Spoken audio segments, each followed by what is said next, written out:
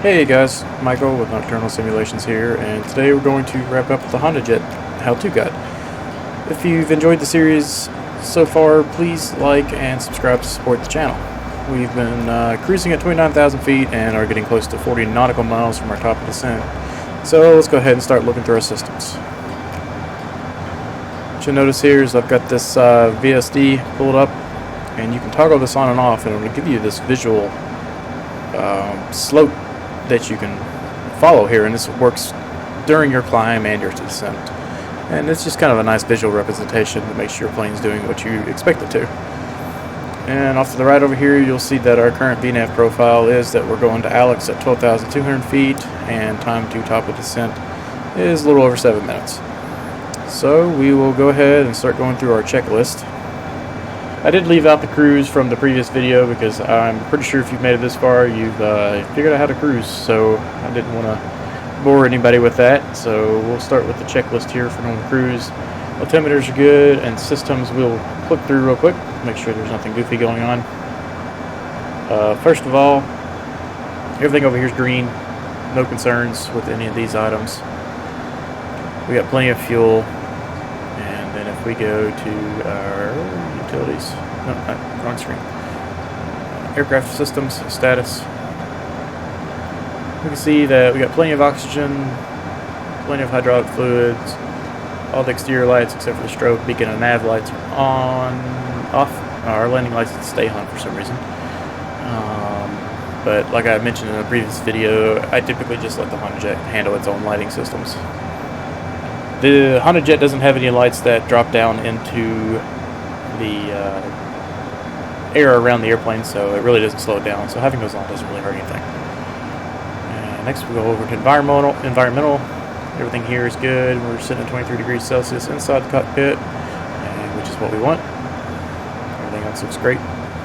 Electrical, 25.4 volts. We are generating off the left and right generators, and everything is green and active. Bus tie is open. Fuel, like I said, we've got plenty of fuel left for the remainder of the flight. You can actually see this circle right here, which is closing in on us because the engines are splitting up just slightly. That gives us our range, and that will actually increase on our descent. So we're already well past the airport, as you can see here, so there's no concerns there. Plus, you can compare to your flight plan and check on the waypoints where you're supposed to be, or what your fuel level is supposed to be at certain points. On down to hydraulics, 94%. Pressures all look good. Ice protection, we haven't needed it.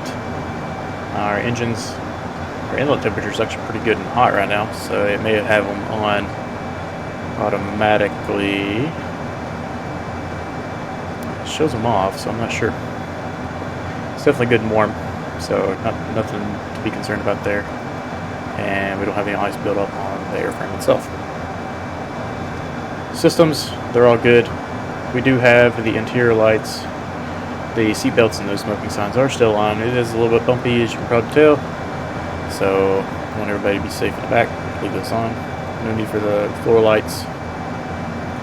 Thermostat set 23. We already saw that in environmental screen, so that's all good. So we can go ahead and go back to our checklist and click on to the next one. Landing field elevation is set. I have gone blind. Where's that? There it is. Landing field elevation feet is 7680, which matches what the charts show, or at least it's really close. So that is good. Engine anti-ice is not required right now. Altimeters. Transition will be at 18,000 feet, flight level 180, and our current altimeter for Aspen is 29901. So once we get down there, which are actually pretty close, we just got to bring it down a notch. So let me zoom in here, and I think we should be getting close to where the top of descent should appear on the navigation map here shortly. We still got another little less than 3.5 minutes, so we'll see what happens.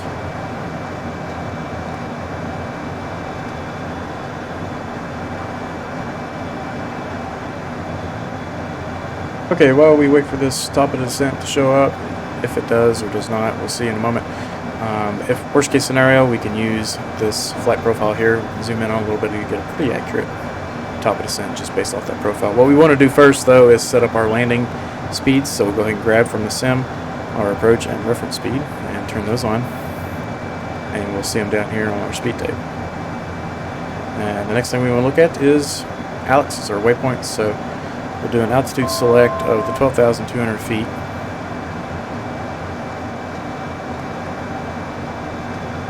Oh, I didn't have VNav on, so maybe that's our problem. 12,200 feet.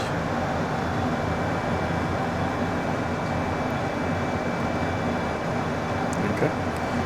And maybe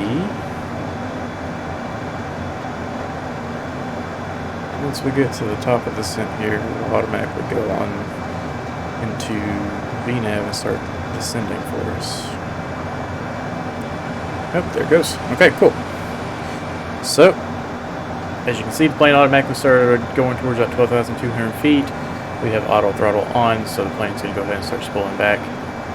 And you can see our magenta line is going up on our line here is following the magenta line going down. This will bounce up and down as the plane adjusts for the descent, but we're flying down at about a 3-degree angle. Time to bottom of descent is 7 minutes and 53 seconds. That'll get us to 12,200 feet. And if we go over to our instruments, you can see this arrow that's magenta. We want to keep right here in the center dot, and that will keep us on the glide slope, which the aircraft is taking care of at the moment.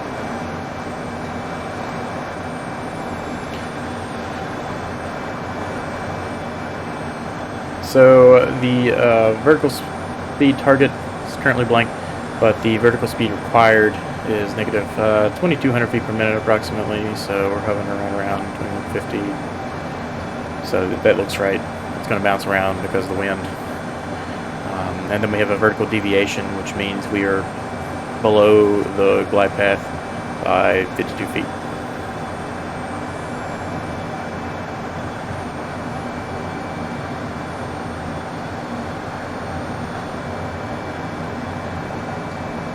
So we'll continue on down into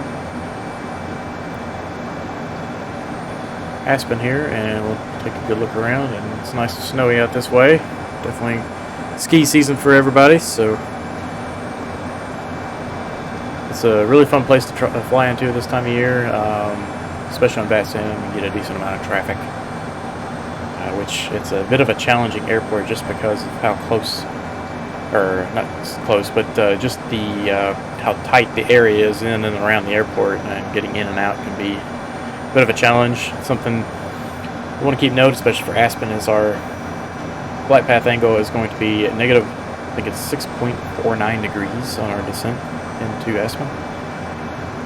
So the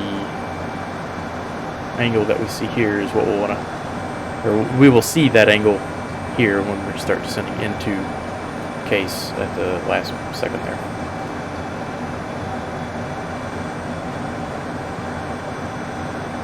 And that differs significantly from your normal negative 3-degree glide path. We're going to go ahead and bring that down to the airport of 7680. Turn VNav back on, make sure it's good to go. Then we are actually going to go to manual on the speed. And we're going to go ahead and start slowing down. Get to pull some flaps in. So we're going to go to 160.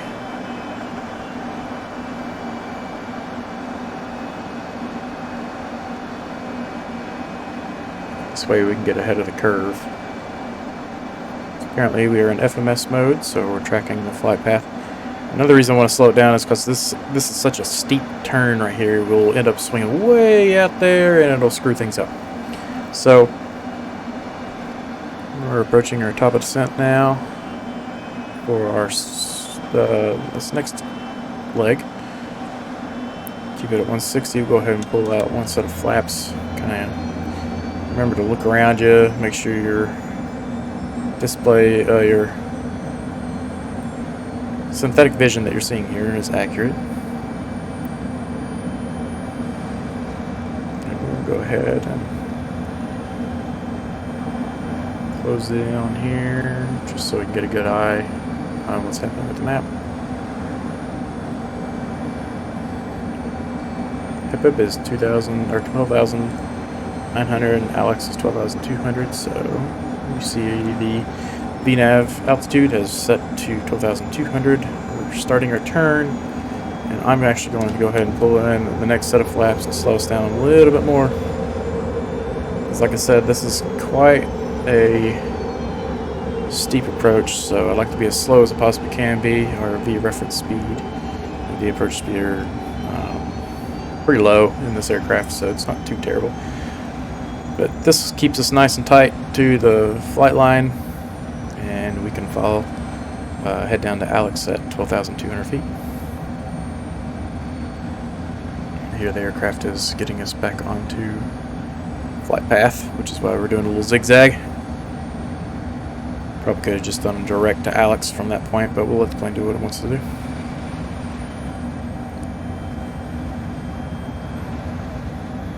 Not sure why we're climbing when we should be descending. There she goes. No. There's the airport. Okay.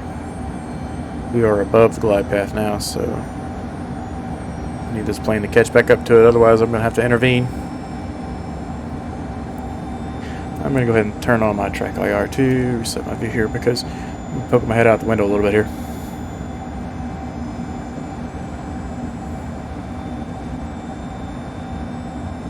We're currently 3.5 degrees descent. Like I mentioned earlier, we're going to be down in the 6.5 degrees here shortly, and I don't like what I'm seeing here, so what I'm actually going to do is go to flight level change, and we're going to do vertical speed. Actually, it's doing an okay job here.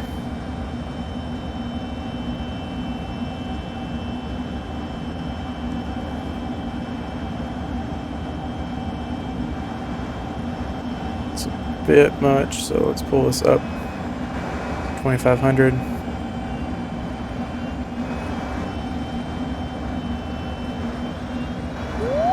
Pull up. It's nothing unusual.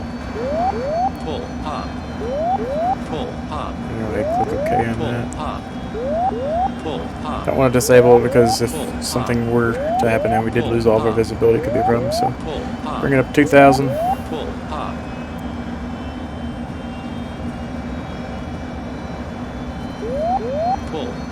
We're actually a bit below our Alex height, which is probably why it's screaming at us. So we'll bring it back up to a slower descent rate here.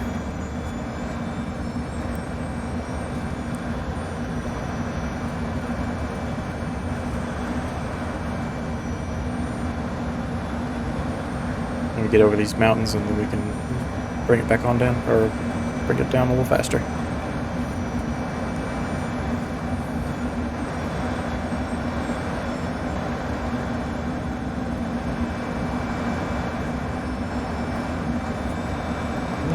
Let's go ahead and speed it back up on the descent rate. Oops.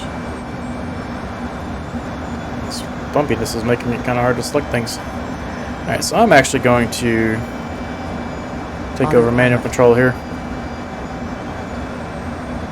And it's a nice visual day, so we'll bring it on around to the right here. Landing gear is down. Speed brake is retracted.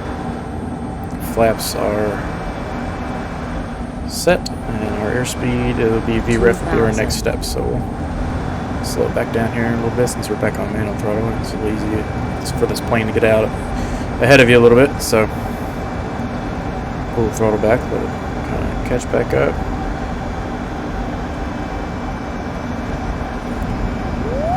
We're at about a 7.5 degree descent rate, excuse me.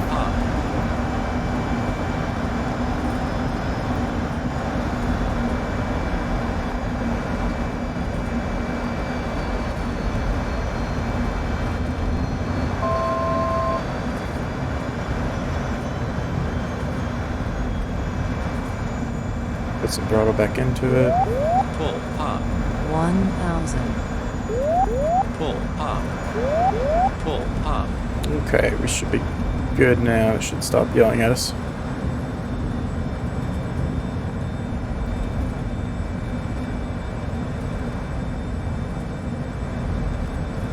Got quite a crosswind in here. 500. So you want to keep your speed up a little bit on these windier days. 400. And we're aiming for those two big bars right there in the about 1,000 feet 400. off the end of the runway. 300. All right, 200. gear down, flaps are full. Speed brake is retracted 100. at the appropriate speed. 50. 40. Coming in 30. and bring the 20. throttle back. 10. And flare. 5. There she goes. Tap the brakes. Speed brakes will come up. And let's get back to the center line. I'm having to put a whole lot of left rudder in just to keep it on the runway at the moment, but it wasn't the best landing, but better than going around and doing it again. See, this wind is just pushing me all over the place. Alright. Welcome to Aspen. So we'll taxi on over here. This plane doesn't have any sort of auxiliary power units, so we don't have to do too much after we land, but we'll go ahead and bring the flaps up.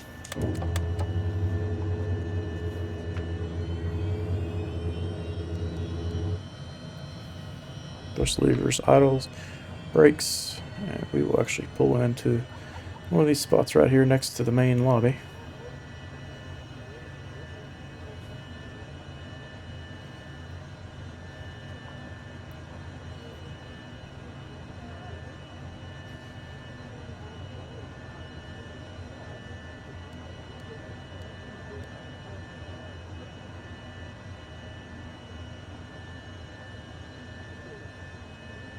Okay, after landing cabin signs, now that we've come to a stop, we can go to our aircraft systems,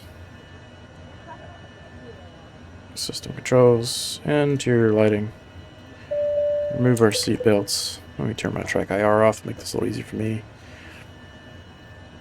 So that's good. Engine anti-ice was never used. Speed brake is retracted. It is. Flaps are up. Trims set in the green band. They are. Parking brake set. Wheel chocks. Let's go back to home. Sim options. Wheel chocks. Static elements. I don't think the wheel chocks will come on until after we shut the engines down. Go ahead and shut them down. Now we should be able to put the statics in. Those levers are cut off. Cabin signs require oxygen supply pull. Parking brake is released. We don't have the chocks for sure yet, but then we can go to the battery and we're done. Okay. So let's go ahead and open the cargo door, the main door, front cargo door. Get the ground power.